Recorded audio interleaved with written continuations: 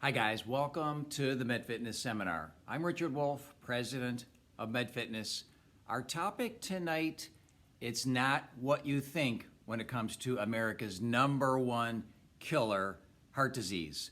Let's start by just setting some context before we get into our presentation tonight. When we look at the United States, nearly 700,000 Americans die from heart disease every single year. An absolute tragedy.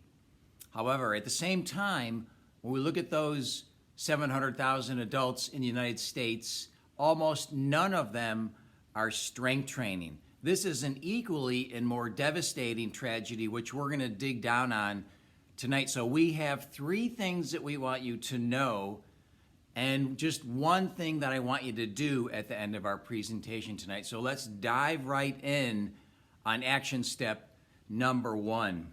And that is that I want everyone to strength train less than 1 hour per week. Now, why would I say that? We're going to go back to a research study published in the journal Medicine and Science and Sports and Exercise from 2019. And this was a study initiated by Iowa State University researchers.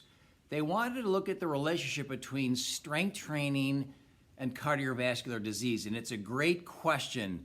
And so what they did is what we call a retrospective study. They went back in time and looked at medical records that already existed and evaluated the rate of cardiovascular disease based on whether or not people were strength training or not. So this was a large group. It was about 12,500 adult men and women with the mean age of 47.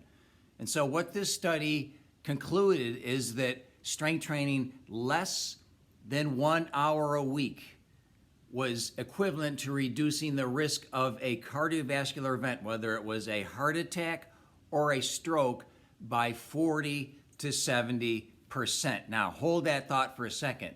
Less than an hour of strength training in 1 week resulted in a 40 to 70% risk reduction for cardiovascular events such as a heart attack and or a stroke.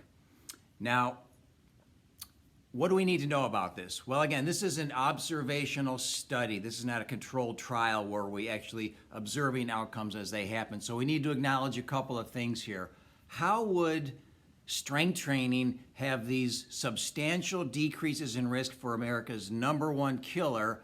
What's happening here? Well, we know that strength training has multiple effects on your body. We would call that a direct effect on your body's physiology, which we'll talk a little more about in just a second. We also know that it has indirect effects. When you're strength training, when you're effectively exercising in a productive way, other things are happening to your body. In fact, other things are happening to your lifestyle. So what are some of the big things that are happening? When you're exercising, you're more likely to eat more sensibly. You're making good decisions about your exercise. That tends to spill into your eating habits. So your eating tends to be better when you strength train. Your nutrition is better. The other thing that happens is that you tend to sleep better. You fall asleep sooner, you get into deep sleep sooner, and your sleep is more restful. So this is critically important from a restorative and a health standpoint. So sleep quality improves when you're exercising. We also know that you're more likely just to be more active in general. So as you're gaining strength, your functional capacity is going up, you're just more likely to spend less time in sedentary activities. You're less likely to spend long periods of time sitting, unless that happens to be what you do for work, which may not be something you can work around completely. But you're more likely to be active because you are not only making a good decision for your health when you strength train, but then you have the functional capacity improvement that leads to more recreational activity, more spontaneous physical activity, more formal exercise. And so all in all, we get a very synergistic impact on our lifestyle when we engage in a productive type of exercise like strength training that really has far-reaching effects on our health.